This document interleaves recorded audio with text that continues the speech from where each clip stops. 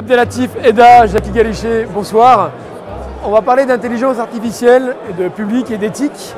Avant de commencer, j'aimerais comprendre, quand on parle d'IA et de public, quels sont les enjeux et les perspectives qu'on peut envisager ou qu'on a en tête? Abdelatif. Oui, Abdelatif Eda, mairie de Saint-Ouen, je m'occupe de tout ce qui est Open Data Smart City. Donc par rapport aux collectivités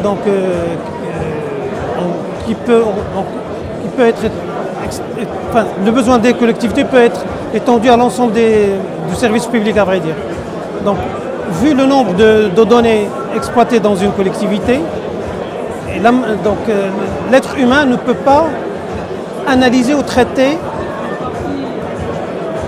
avant échéance ces données-là. Donc le besoin de l'intelligence artificielle. Et l'analyse de données pour faire quoi? Quels sont les gains escomptés de l'IA? L'analyse des données donc, pour l'intelligence artificielle, donc surtout dans le domaine de la santé. Donc c'est pour analyser, prédire, voire prescrire donc, des données pour des patients, pour les praticiens, afin qu'ils puissent éventuellement orienter leurs soins ou donner des orientations par rapport donc, au suivi du malade, à distance ou pas, etc. Donc. Jackie Galichet, une phrase pour te présenter, puis parler des enjeux que tu vois ou que tu entends ou que vous échangez. D'accord. Jackie Galichet, donc DSI de l'Académie de Versailles. L'Académie de Versailles, c'est 10% de l'éducation nationale, 1 200 000 élèves, 100 000 salariés.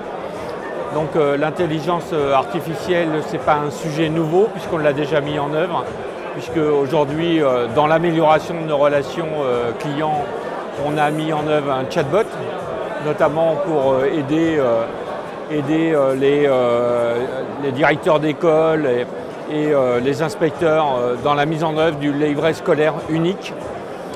Et l'intelligence artificielle, eh bien, on en a parlé toute la journée puisqu'on était dans un séminaire qui réunissait l'enseignement supérieur, les grandes écoles, pour voir comment ça pouvait s'adapter à la pédagogie. Donc là, on est effectivement en voie de mettre une expérimentation avec le concours de TIA et de Capgemini pour effectivement aider à l'évaluation, à l'amélioration des... Côté élève, là. Côté élève, voilà. Parce que c'est l'élève, c'est quand même le cœur de notre métier. Hein, oui. Voilà. Et je pense que l'automatisation, parce que quand on parle d'intelligence artificielle, c'est d'abord savoir stocker, formaliser la connaissance et ensuite se servir de cette connaissance pour permettre à des robots effectivement d'orienter l'enseignant. Je fais un quiz, tous les élèves ont un mauvais score. Or, c'est peut-être pas les élèves qui sont mauvais, mais c'est peut-être que la question a été, voilà, la méthodologie ou la question, la manière dont elle a été formulée.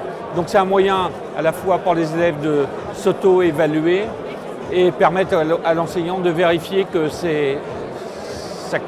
sa transmission de la connaissance a été parfaitement adaptée à l'exercice. Voilà. Et je pense que l'intelligence artificielle aujourd'hui, c'est quelque chose qui peut apporter de la valeur. Mais en même temps, puisque le sujet c'est l'éthique, de bien s'assurer effectivement qu'on respecte toutes les règles de l'éthique. L'exemple qu'on a vu cet après-midi, c'est par exemple la reconnaissance faciale des élèves pour l'accès voilà, par la reconnaissance faciale, notamment avec les problèmes d'intrusion dans les lycées, voilà, en PACA notamment. Voilà. Et donc on voit bien qu'il y a des questions d'éthique qui sont importantes. Alors, justement, cette question d'éthique, est-ce qu'on la retrouve dans le domaine de la santé? Parce qu'on voit qu'il y a des perspectives énormes dans l'éducation, dans la santé, comme tu l'évoquais également. Est-ce qu'il y a ces craintes éthiques du patient, peut-être, d'avoir ces données collectées et utilisées, exploitées, certes pour des besoins, mais aussi peut-être pour des craintes derrière, non? Les craintes, c'est par rapport donc, aux opérations, par exemple, subies par un automate, qui va se baser sur des données. Quelle est la qualité de ces données et quel est donc le degré de jugement de l'intervention et à quel organe qui va être touché, etc. Donc ça c'est problématique si on laisse tout, surtout du point de vue chirurgical, à l'automate. il y a un danger. Et donc, qui décide? Donc, d'où l'intérêt donc, du garde-fou, donc de l'éthique, pour ne pas avoir des dérives qui risquent d'avoir des problèmes néfastes par rapport aux patients. Et quel est le rôle de médecin? À quel moment on rend la main au médecin? Donc, normalement, ce qui peut être dangereux, c'est tout déléguer à l'automate. Alors on parle justement des limites de l'intelligence artificielle ou en tout cas de sa collaboration avec l'humain. On parlait du chatbot qui a été mis en place avant. Est-ce que le chatbot s'arrêtait à un moment donné, il y avait une reprise en main par l'humain en fonction des réponses qu'il y avait eu? Et est-ce que c'est prévu aussi également dans le programme dont tu évoquais tout à l'heure, Jackie? Alors, l'intérêt effectivement du chatbot, c'est qu'un robot apporte une réponse à l'humain et que les personnes qui ont des tâches répétitives, quel intérêt de répéter j'ai perdu mon mot de passe, comment je réinitialise mon mot de passe? C'est que les personnes, du coup, peuvent consacrer du temps à des vrais problèmes et laisser le robot agir à leur place. Alors il y a deux aspects dans la question. On transforme aussi le Voilà. professeur. Parce que souvent on dit on a besoin de la relation humaine, mais attendre 1 heure pour avoir une réponse, peut-être qu'un robot, s'il est bien programmé, fait immédiatement, bien sûr. Exactement. Et le jour où il y a une vraie difficulté, de pouvoir consacrer du temps au client pour lui apporter une réponse difficile. Et sur la partie éthique, je pense qu'il y a un aspect qui est très important, et c'est quand même la France, c'est le règlement général de la protection des données, qui du coup se pose des questions d'éthique. Voilà. Et on est dans un service public, on s'adresse à des mineurs, on a un public exigeant, puisque dans les établissements scolaires, il y a les représentants des personnels et qui représentent toute la société, parce que l'éducation nationale, on est tous été clients un jour de l'éducation nationale, et on sait que toutes ces questions, il y a un niveau d'exigence des citoyens vis-à-vis de l'éducation qui fait qu'on aura du mal à ne pas respecter l'éthique.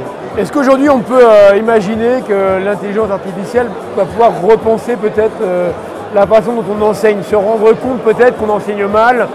Est-ce que ça on le voit, ce gain-là? En tout cas on ne le mesure peut-être pas, mais est-ce qu'on on parle présage de la classe inversée, et je pense qu'effectivement l'intelligence artificielle peut aider les enseignants. Et aujourd'hui, en fait, la difficulté, c'est d'accompagner, parce qu'on voit bien des jeunes qui sont à la fois très geeks, on va le dire, avec des enseignants qui peuvent se sentir dépassés. Donc il faut qu'on arrive à faire tout converger, et puis aussi former les jeunes au risque de l'IT et des règles éthiques. On voit bien les problèmes qu'on a aujourd'hui sur les réseaux sociaux, on voit bien l'usage, le harcèlement, la radicalisation violente.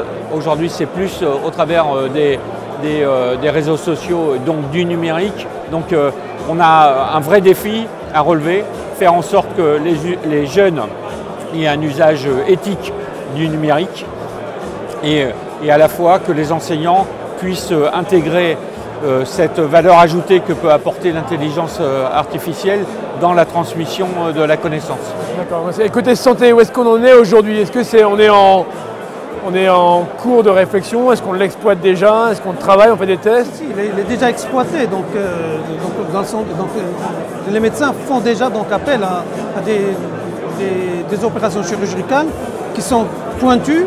La précision est apportée par l'intelligence artificielle, mais je dis il faut toujours garder un petit peu. Un autre aspect qui est très important, c'est le transport.